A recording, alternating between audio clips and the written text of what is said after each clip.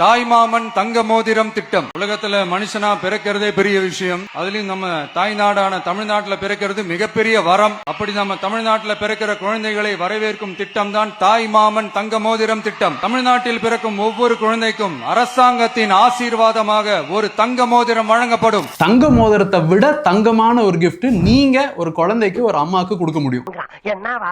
எனக்கு என்னடா தெரியும், கேளுடா. நீங்க அந்த குழந்தைய பார்க்க போகாம இருக்கிறது தான் அந்த கிஃப்டே.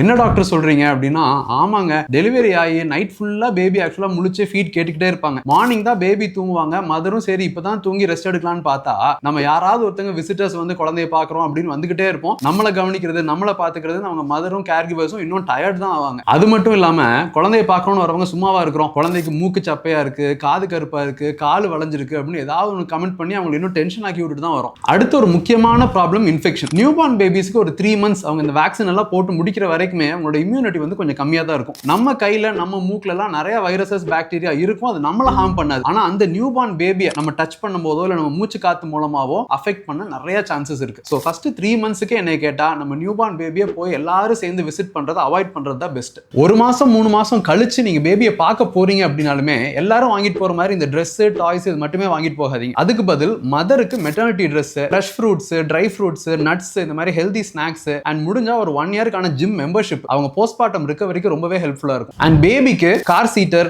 பேபி கேரியர் அண்ட் மெயின் செலவு டயப்பர், அதுவும் முடிஞ்சா ஒரு கிளாத் டயப்பர் ஒரு 2 மாசம் 3 மாசத்துக்கு தேவையான அளவு ஸ்டாக் வாங்கி கொடுத்துருங்க. ரொம்பவே யூஸ்ஃபுல்லா இருக்கும். என்னென்ன கொடுக்க கூடாதுன்னு பாத்தீங்கன்னா, ஃபர்ஸ்ட் ஃப்ரீ அட்வைஸ். தேவையில்லாம அட்வைஸ் பண்ணி அவங்க இன்னும் கன்ஃபியூஸ் பண்ணாதீங்க. What bro, it's very wrong bro. ரெண்டாவது, டாய்ஸ்ல இந்த ரொம்ப ஓவர் ஸ்டிமுலேட்டிவா இருக்கக்கூடிய நிறைய லைட் வர நிறைய சவுண்ட் வர டாய்ஸ் அவாய்ட் பண்ணிருங்க. மூணாவது, இந்த பவுடர், சோப்பு, லோஷன் இதெல்லாம் தயவு செஞ்சு நீங்க வாங்கிட்டு போகாதீங்க. ஏன்னா ஒரு குழந்தைக்கும் ஒரு ஸ்கின் டைப்புக்கு ஏத்த மாதிரி ஸ்கின் ப்ராடக்ட்ஸ் தேவைப்படும். அது அவங்க டாக்டர்கிட்ட கேட்டு வாங்கி கொடுத்துக்குவாங்க. ஸோ இதெல்லாம் டோட்டலா அவாய்ட் பண்ணிருங்க. குழந்தை மேல இருக்க ஆர்வத்துல, அக்கறையில, ஆசையில தான் குழந்தைய பார்க்க போறீங்கன்னு எனக்கு புரியுது. ஆனா அது உடனே போகாதீங்க, கொஞ்சம் லேட்டா போங்க. ஆனா லேட்டா போனாலும் லேட்டஸ்டா போங்க, அவ்வளவுதான் சொல்றேன்.